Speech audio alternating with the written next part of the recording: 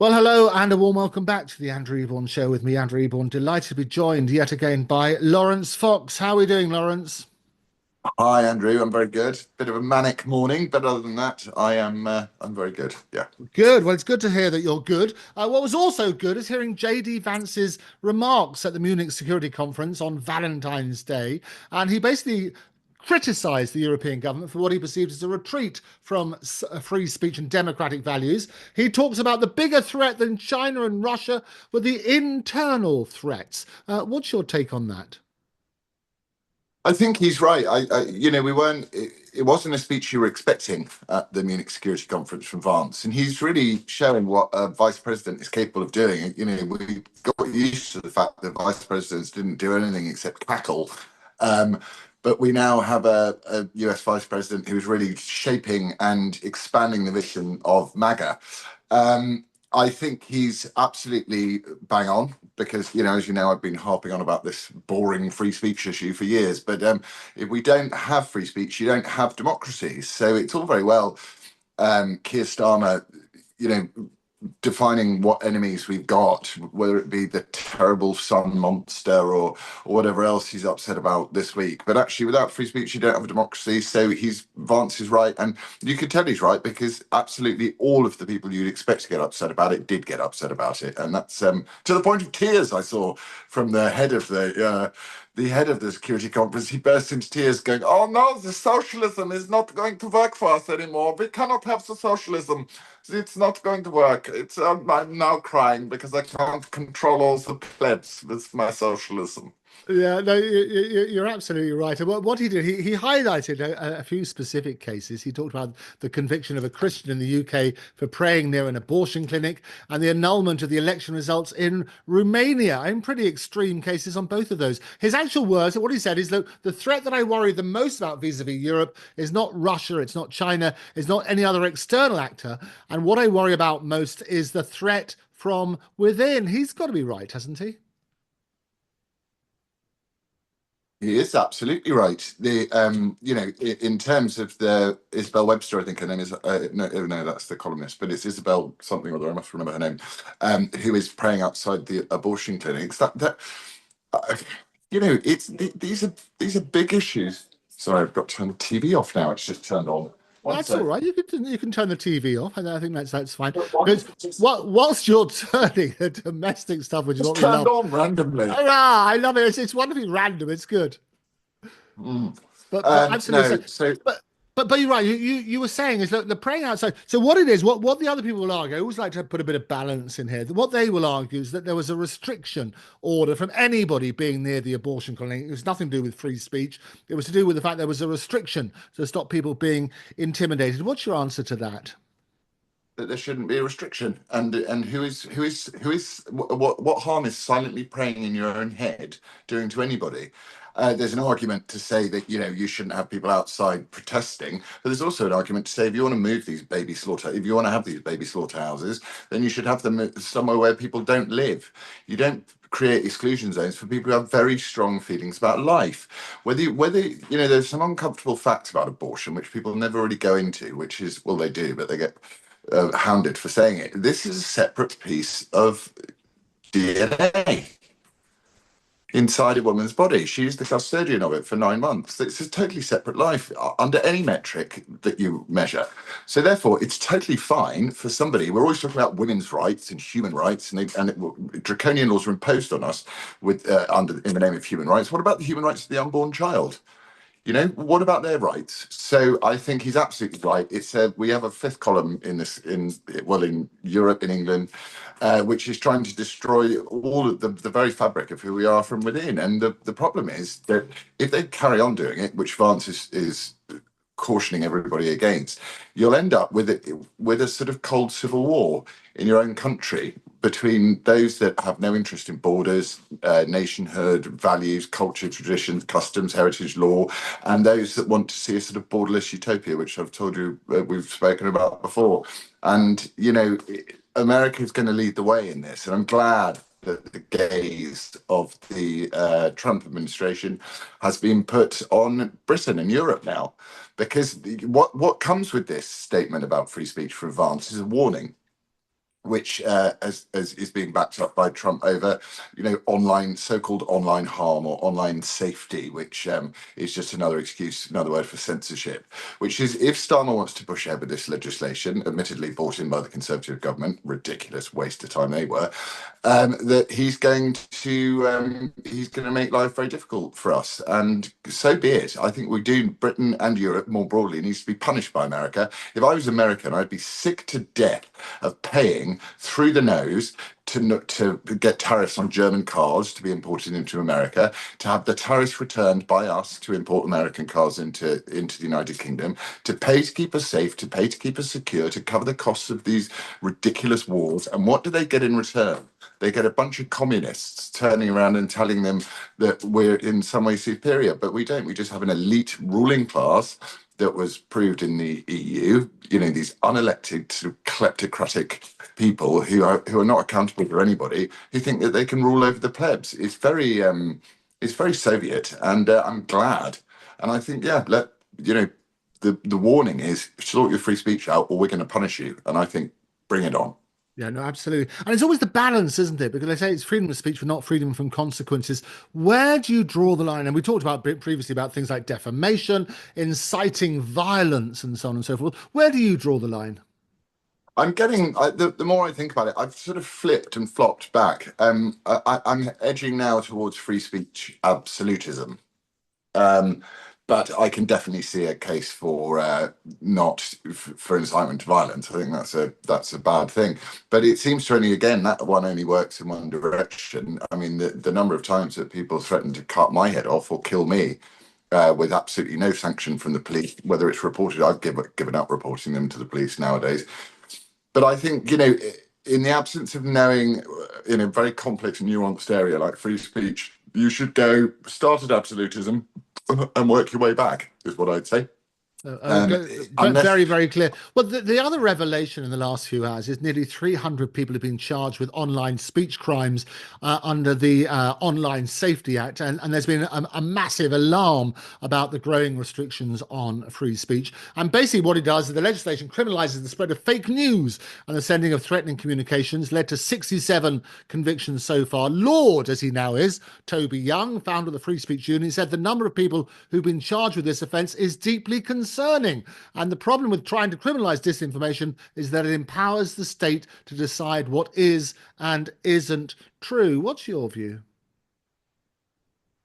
Well, I mean, disinformation is just information the state doesn't like, isn't it? There is disinformation. When Nick Lowell said that an acid was thrown over a Muslim woman in the height of the Southport riots, that was disinformation. It wasn't true. It was a lie, and it stoked the riots. But surprise, surprise! Nick Lowell's from Hope Not Hate, state-funded so-called charity. Didn't know state could fund charities, but and also charities are not meant to be political.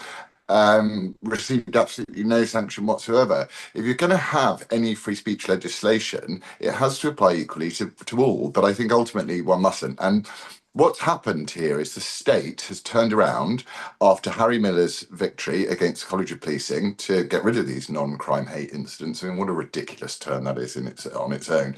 But to get rid of those, they've just turned around and said, okay, well, if it's not a non-crime anymore, it's now a crime. Welcome to the new world order where it's all a crime. And I think that we should push against it. We are actually going to start a new campaign that comes out of Bad Law, which is our Bad Law project. You can find us on social media and online. Is going to just be advice to people that have been, those that aren't informed about their rights, really, in how to deal with the police and how to deal with these egregious sort of Stasi-like, attacks on one's life. That's what, and it's got to be, people free advice. but well done you with that initiative. So if people want to find out more, there'll be more and more people concerned about this when you're starting to access WhatsApp messages, which are supposed to be encrypted and things taken out of context. How can people find out more about that? Well, they can go onto the Bad Law website, but we were doing sort of higher end we were doing higher end litigation against the government, but then we realised that the government have got that one covered off as well, because they basically say, well, it's guidance. We were doing it over the schools, over what's been taught in schools, which is disgusting to sexualise children. But the government's argument is, well, it's not real. It's just guidance. You know, we're not telling you that we're going to teach your children about trans people. It's just guidance, not a law. You can't challenge it. So now our view is that what we're going to do is we're going to use the knowledge of our legal team to turn around and give people advice daily and weekly to say, you know, if you find yourself in this position, this is what you do. These are your rights, because people don't know. They, you know, as you saw in Southport, they were pressured into pleading guilty under the promise that they get a lower sentence. But the minute, as we saw with our Marine friend, you stand up and say, "Excuse me, I'm not guilty," it took the jury 70 minutes to find him not guilty. Absolutely. And I always say that if you're not guilty, don't plead it. Don't accept the easy way out. You're not guilty. It's up to Mm. them to prove that you're guilty, not for you to prove your innocence. Really fundamental point. Talking about a fundamental point, Tommy's admin team, they did an urgent update last night, 6:19 p.m., saying Tommy's in solitary confinement for a non-criminal offence. Now they're trying to starve him. The prison has banned him from ordering food for a week, his only source of nutrition, tin, tuna and mackerel, just because he spoke to his son on speakerphone when on a call to another family member. They've blocked visits, we know that from your experience, cut off phone access, he's lost serious weight, and his mental health is deteriorating. His human rights have been breached repeatedly. This is political persecution, plain and simple. What's the latest on Tommy, Lawrence? Well, as you say, they won't let me see him, speak to him, or contact him. So it's, you know, it's absolutely despicable the way that he's being treated. I'm surprised they haven't put him out on the wing and let the very large Muslim population in the prison have a go at him. They don't want Tommy Robinson alive, is their answer to the you know what the regime and the state want. What's so disappointing about all of this is, where are, other than Rupert Lowe, who is briefing against the party line, is where are the politicians saying this is despicable? You know, you judge a society based on the way it treats its prisoners, and you know, bearing in mind that this is a man who's committed a crime with no victim, and it's not even a crime. I mean, the whole thing is so dubious and wrong, and he's a political prisoner, and they're treating him like scum. Now, if you just have to wait until this sort of thing happens to you. But how far do we have to get in Britain before your average person is going to wake up and go, I may disagree with Tommy Robinson, but I don't want, if my son or my daughter or myself indeed was arrested, I would want to be treated fairly and equitably by the prison system. And he's not. He's being bullied. And when he comes out of prison, he's going to be a force to be reckoned with, because everything they do to him just makes him stronger. And God bless him. And to the warden of that prison, who thinks that she is above the law, she should have something coming as well. So, you know, if it carries on, what will happen is a lot of us will gather outside that prison, and you will see a mass demonstration outside that prison until people start acting within the remits of their job and stop inventing rules that only apply to them. It's despicable. Well, and that's the tweet goes on to say if they go through with this on Monday, that's today, we'll have no choice but to call a protest next week directly outside Woodhill Prison. Enough is enough. And also, Elon's spoken. As you know, Errol Musk is a regular on the Andrew Eborn show. I spoke to him about this. He was saying he got his own personal message to Tommy, because I know they get back to him, say, look, stay in there. Elon himself is financing some of his legal fights on that sort of basis. What do you think the end game is going to be on this? The end game is that he's going to be released. As long as he makes it to the end of his sentence, he'll be released. You know, when he's meant to be released, hopefully they won't extend that. And then I hope he comes back and he becomes a political force, because that's what we need. We need it. We need somebody who isn't just a sort of, you know, gentle extension of the uni party that we find with the new insurgency, but somebody who's really going to shake the whole thing up. And, you know, the only person who seems to have the balls to do it is Tommy. And good for him. And he's suffered more than anyone has suffered, really, as a result of, you know, trying to expose some of the heinous acts that Elon Musk has raised and made so front and center in the UK. But as we see again is the Labour government managed to just sort of stop talking about it. And this is why I'm so disappointed with the insurgency, because the only way that this stays in Parliament is if it's talked about in Parliament and no one will go near it, which means that they won't fight for their fellow citizens, even if they disagree with them, which brings us back to JD Vance, which is free speech is your problem.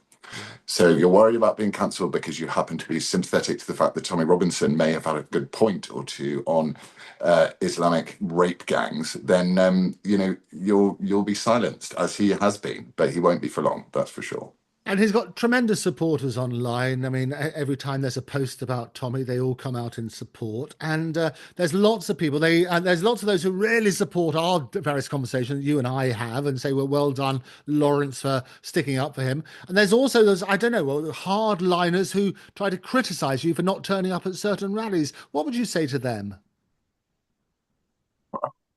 You're never going to pass purity tests, are you, that for people? And also, I don't want to live in a world of purity tests. I've got my own mind, and I make my own mind up about what I think.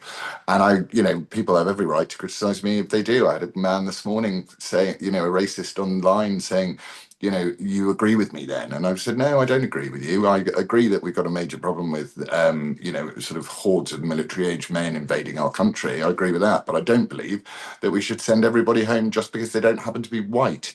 It's, the problem is the extreme right and the extreme left are the same thing. They're identitarian, they are counsellors, they operate this sort of struggle session, purity test way of living, and I'm not either of them. I mean, I've got some right-wing views, I've got some left-wing views, but mainly my views are driven by what I feel is moral and correct. And it's not moral and correct to judge someone on the colour of their skin, and it's not moral and correct to expect me to jump through hoops to prove that I love Tommy Robinson. I admire Tommy Robinson, knows exactly how I feel about him, and so do the people with brain cells who follow. But the problem is with Tommy, as the problem is with everybody in these situations, is just beneath Tommy, the people, in some of his support network are some genuinely unpleasant people. And I don't want to associate myself with them. Tommy, I know well enough to know that he's not a racist, and he's not a bigot, and he's not a ethno-nationalist, and he's not any of those things. He's just concerned about his country, which is a perfectly normal and acceptable way of living. And that's why, people that criticize me, I believe in free speech, criticize away, but I'm not going to change my mind just because you don't think that I'm doing the right thing. Otherwise, I wouldn't be in this stupid mess in the first place, would I? I'd be on set somewhere getting paid loads. Well, hopefully we get back to those days, because what I love about these sort of sessions, rather than the 6 minute sound bites that both of us are used to, is that it gives a chance for people to unpack things. I mean, I have, as you say, Errol's on my show all the time, basically unpacking all the rubbish that's written about him, and the horrible things being written about him this week. We actually exposed all sorts of truths about what he really thinks about it, and the best way of finding out what somebody else thinks about something is to ask them directly. So it's important that when people talk about that feedback, you're not saying that everybody who's of a different color should be deported immediately. You're not a racist, as they sort of bandy those terms around, but there are serious questions to be answered, aren't there? There are. I just think it's so strange that people don't do any work or Yeah. research or homework into understanding what it is that what it is they're up against. It doesn't, and you don't even need to do much to realise that those that truly practice Islam are not, going to be able to cohabit with Western values at all. And these people from the Be Kind Brigade and all that sort of thing, the Quiz for Palestine. It's insane. It's madness. Islam is a major problem in the United Kingdom. Self-isolating communities, culturally self-isolating communities are a big problem. The rape gangs are a big problem. These are specific, almost entirely, to Pakistani Muslim men. And if you can't call out the problem, how can you solve that problem? Yeah. I don't. And also, Islam's not a race, so you could call me a theistist, I suppose. I do have an issue with Islam, and I will always have an issue with Islam because it just doesn't bash up well with British values and British culture. So people just bandy the word racist around, but you just go, listen, send a homosexual that you want us to be kind to over to Gaza and see how long they last, or Iran, or Saudi Arabia, and just see how long they last, and then come back to me and say come back with the hashtag be kind, or do what we've done for thousands of years, which is that we've had across the globe a big border between these two religions. They do not rub up well together. And now we have them we'll have a Muslim party announced soon as. Labour won't be able to appease it. And you're looking at there's 10% of the vote gone. Yeah, And that's no, what's going to happen. no, you're absolutely, and what we want, and this is the whole point about freedom of speech, is everybody should be free to express an opinion, so that we can have an informed debate. And just dismissing any argument by saying, well, you're a racist, or you're an anti-Semite, or this is a conspiracy theory. It's lazy, isn't it? We need to have a proper debate about things. And talking about a proper debate, the other thing that I discussed with Errol Musker earlier today was about Calvin Robinson, who basically, to remind everybody, he was basically mimicking, if you like, what Elon did at the inauguration, which wasn't a Nazi salute. It was just a salute from my heart to you. Calvin was trying to highlight the hypocrisy, but he's been defrocked. He's had his license repealed as a result of it. What's the latest there? Well, it's again, it's pretty difficult for me to say because the whole thing is in process. So there's been some pretty high level interventions in America about all of this. It's the church is in a dire place. Calvin would be, he'd be in any other world other than this strange clown world we live in. He'd be held up as a role model for young men, to get on in life, and B, young Christians to be Christians. But for some reason, he's attacked and persecuted, and cancelled, and all of these things. But he's a tough cookie, Calvin. And I was telling you last week we're about to announce something, which we are about to announce because we've now got it all sort of up and running. But you'll have to wait because I can't. I've got to announce it in an organised fashion. But we need to make sure that people like Calvin aren't denied a life, which is what they're trying to do to him, which is deny him a life and a likelihood. And you cannot cancel someone over and over and over again and it not really deeply and profoundly affect you. And it always comes from these people that talk endlessly about empathy and understanding. And this London, like the Sadiq Khan, London is for everyone. It's not for everyone, Sadiq. It's not for a heterosexual white conservative male, for example. It's not. It's absolutely not for you, and hence why I don't live there anymore. Yes. Well, it is interesting. I mean, Errol's response, because I raised this case with him. He hadn't heard of Calvin, but obviously the parallels with Elon did resonate. And his point was, well, hang about, well, they're lost because basically Calvin has a mission. If he wants to carry on, he can have an online mission. He can do all that sort of stuff. If the church doesn't want him, there will be others who do. What's your take on that? 100% Calvin, but I think what Calvin is trying to do is always to try and reach as many people as possible with the word, because he's a priest, and that his job is to bring people to Christ. So, I just think that he probably cannot do it within the institution of the church as it is currently. You get lectured by the Pope about borders and stuff like that. Sat in Vatican City, which is one of the last remaining city-states, which is surrounded by a huge blooming Great Wall. And you can't get into the Vatican City just as a random if you want to. So these sort of parasitic, virtue signaling, as Gadsad calls them, suicidally empathetic people are going to be the end of us all unless we stand up against them, which you must do joyously, actually. The way to do it is to get them joyously because they're a miserable bunch as well. No, and I think that's, but I mean, you're in touch with Calvin regularly. How's he coping at the moment?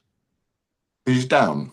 I would describe him as being down. He's a bit sort of scratchy. He's not very often scratchy, but he's down. But Calvin's a man who keeps his own confidence, often, and he'll talk to me and let me know. But he's down. This is horrible. He's building a new life, and then someone else is trying to destroy it, and I'm sick of it actually for him.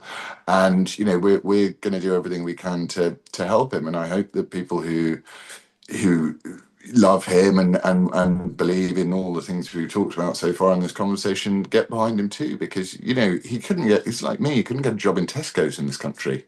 they'd find that, we're so removed from society. It's such an unhealthy reflection of society that, you're removing people who are perfectly good at their jobs. In Calvin's case, spreading the word of God, and in my case, pretending to be someone else, and you're just banned from it. And it's just this is bad economics. It's horrible for young people to grow up in that world. And we've got an entire generation coming of neurotic young people coming through who just can't cope with opinions that weren't told to them by their teachers, or, news round, or whatever it is that's shoveled down their necks every time they walk into a school playground or a school classroom.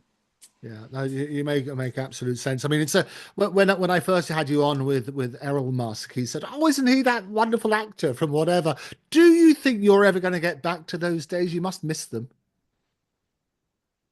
I do miss them until I see David Tennant doing Donald Trump jokes at the BAFTAs, and I Oh, just go, but that "Oh was God!" predictable in the Imagine same having to way as spend a De day with. Niro, the same way as Taylor Swift got booed at the game and so on and so forth. Hollywood has never been in favor of Trump, has they? No, but they should be, because he's all the things. Trump is basically a liberal. I mean, he's a Democrat in the way that Democrats were Democrats back in the day. That's who he was. That's who he is. So they should really be on side, but no, they take.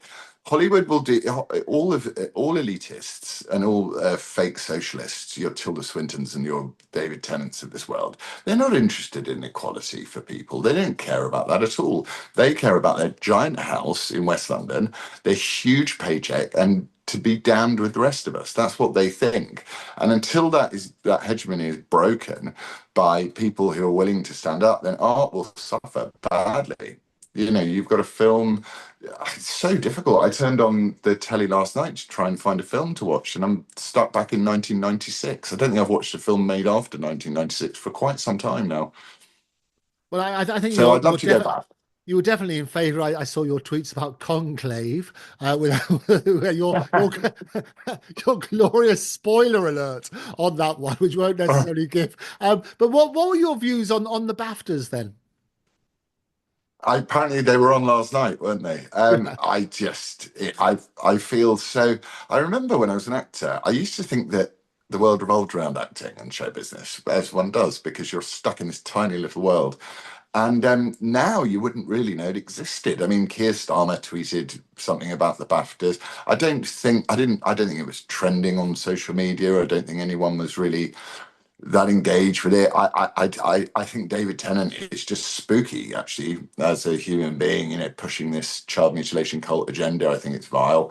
And I think they're so out of touch that, Ricky Gervais had it right when he did his final speech at the Golden Globes, and he just went, "Come up, thank your God, and go and sit down. And this is the last time I'm ever going to have to do this," because they're sick and fed up of it. So hopefully we'll see a rise in, culture by its very nature. The nature of decent for cinema and decent theatre is meant to challenge the orthodoxy. It's not meant to clap along with it. And it's somehow along the way, art has lost its mission. And it's half rueful, because I do believe I'm good at that job, and I do believe it's probably what I'm better at than this thing that I do now. But Well, you can imagine that do both, and this is the problem: is people should be able to do both. That's the whole idea about freedom of speech. You should be able to do whatever it is, and be vocal on whatever you're passionate about. The mistake is, just because somebody's good at being an actor, and good at reading a few lines and acting it, doesn't necessarily make them the voice of the people, does it? No, and also, if I would did a film with Robert De Niro, I'd probably just stay off politics. Well, when having a drink in the bar after work, because I find his politics pretty dreadful. But actually, the main thing it's done with actors being political is it's made me not enjoy their performances so much. So maybe that works both ways. Maybe it makes people who liked me in the past not like me now. But I think we should try and separate these things out. What your political beliefs are and who you're pretending to be on screen or on stage should not really come into it. It's, we should all, but it's happening everywhere. Once you instantiate offence into any culture or society, you destroy free speech, and B, you create this bunch of very offended people all the time. And it's like, I don't want to spend my life offended by people. There's enough real problems. There are people right now, as we speak, who are sitting with children with cancer in hospital. That's a real problem. You know, that's but you know, being offended because I don't happen to agree with whatever the current thing is just it's just a sign of intellectual weakness, and we're breeding generation after generation of very sensitive, over offended people, and I mean, look at society; it's so lost so much harmony compared to what we had before. Everyone started saying, "Be kind."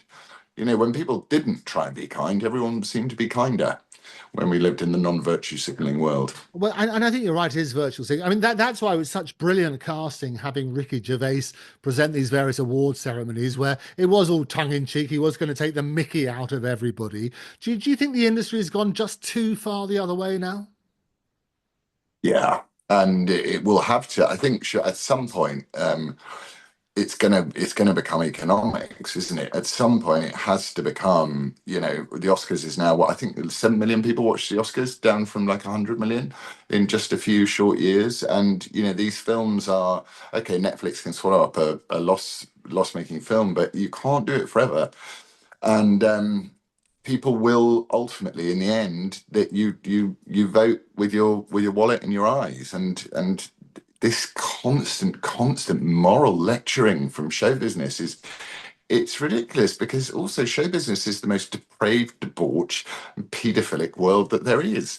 You know, raping, horrible, vile world. You just have to meet any actress and you will find that someone somewhere, some male higher up, has tried to get her to do something completely inappropriate, probably criminal, in order to get a job. So to the idea of being lectured by show business about moral probity is like being lectured by Hitler about how to be nice to Jewish people. Yeah, and it's so good to call it out on that sort of basis. So, what was your favourite film you've seen in the last few months? Oh goodness. What have I seen? I watched Demolition Man again, which I loved Okay. because it's about the most prescient film about the current state we find ourselves in. I really struggle with films. I tend to watch series if I can. I watched The Terminal List, which is a bit old, and people often recommend things to me. But my rule at the moment is if it's foreign, it's usually better. Well, that's certainly true. You know? Something Japanese, something Korean, something Scandi. That all works very well. Finally, because I do know that these messages do get to well, certainly get to Calvin. There are certain things that do get to Tommy through his people. Let's start with Tommy. What's the message you give to him?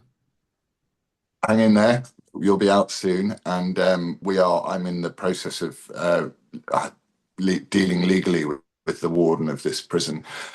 So hopefully we'll be able to come and see you soon. You're going to be out soon, and you're going to come out bigger, stronger, and much, much more powerful than you were when you went in. And you were already pretty powerful when you went in, very powerful when you went in. And to Calvin, again, it's like, you know, Calvin believes in Christ, and that means that what's happening to Calvin is happening to him for a reason. And therefore, it's about finding his way through that, which is very, very hard. But he's also going to be okay, because the more they try and shut you down and kill you off and get rid of you and other you and unperson you, the less it works and the more powerful one becomes. And that's, you know, that's sad too, that we have to learn our strength from persecution. But that's the message that's been passed down by the Christian texts for since they were written. You know, get used to having a read Job. You know, it's a pretty hardcore book. Yeah, and well, Calvin's had a massive. I've known you for a few years through both sharing a few studios in some more traditional TV stations. Calvin's had a profound impact on your own life. You've become far more religious yourself, haven't you? Is that a fair summary? Well, I don't know. I mean, I was raised in a very Christian family, so and then I just sort of ignored it for a long time, and then I saw what was happening in the world, and I don't really have another word for it other than demonic. You know, I don't think anyone who would like to judge someone based on the color of their skin, I think that's evil. I think mutilating children is satanic. I think that a lot of things that are going on in this world are only able to be viewed through a spiritual lens, and you have to say it's a war of good versus evil. And if you can, then at least you know what you're dealing with. You know, that's not to say that people are evil, but things that people do are evil. And we see what happened with the rape gangs. That's satanic evil, Neolithic, prehistoric barbarianism. And I will, and the only place one can go for strength outside of the human being is God. because, God, you're not going to find the answer in yourself, put it that way. We're all too, it says very early on in the Bible that we're all fallen, there is the fall in Genesis. So, to think that some human being somewhere has knows better than another human being somewhere is a mistake. So just look to a higher authority on these matters. And therefore, if that makes me more religious, I don't think it makes me more religious. It certainly makes me more devoted to my personal faith, but I don't think it makes me more religious. I wouldn't go to a church, for example. I went to see. I've been to a few churches and been absolutely blown away by how political and woke they are. That I can't be bothered. But I'm sure there are some good ones still out there somewhere. But no, I tend to have a read of the words and go, what does that mean? Okay, it's all pretty straightforward. The Bible, if you look at it in as a, I think Proverbs is called a manual for living. That's what it's subheaded as. So if you want a manual for living, read Proverbs, and if you want to know what it's like to suffer, Great read Job. advice. Finally, Lawrence, you mentioned a few opportunities of people who are worried about their own situation or they want to support you in any way. Just remind people how to get in touch with you. So you can get in touch with me on social media, on Twitter. I leave my messages, my DMs open because people do reach out and need help. Or if it's legal, you can go to the Bad Law Project, and then if I can, I will help. We're just finishing off this documentary about Rachel Hallowell's daughter Samina from Southport, who tragically took her own life. So we're gonna tell stories that the mainstream media will run a mile from, and that's what we're gonna try and do. Fantastic. Lawrence, as always, thank you very much for joining us. My pleasure. Thanks, Andrew.